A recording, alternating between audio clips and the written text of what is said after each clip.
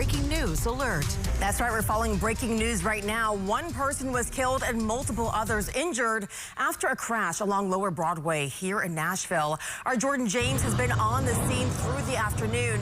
And Jordan, you've been talking with investigators and witnesses. What are you learning? Yeah, Amber, that's absolutely right. An absolute tragedy unfolded here along Lower Broadway, sparking concern and sorrow, leaving many left to deal with the impact tonight.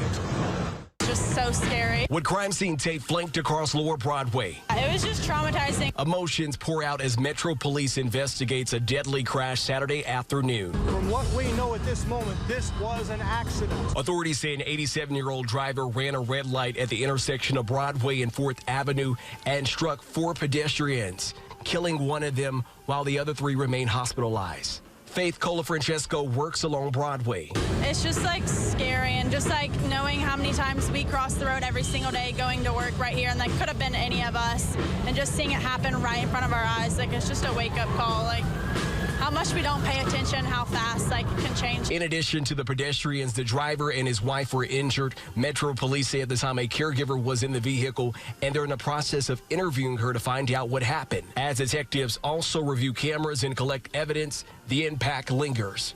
It's really tragic, and I'm like just traumatized. It happened right in front of where I work, but just prayers for them and their family. Now, Metro Police tells us that the driver remains in critical condition, and it's too early to say if they will face any charges. But Metro Police did tell us they plan on increasing their presence in the area this weekend. But for now, reporting here live in Nashville, Jordan James, WSMV4. All right, just a horrible tragedy right there. Thank you, Jordan, for following that for us. We'll continue following it throughout the evening. In the meantime, Nashville Mayor Freddie O'Connell made this statement regarding the crash.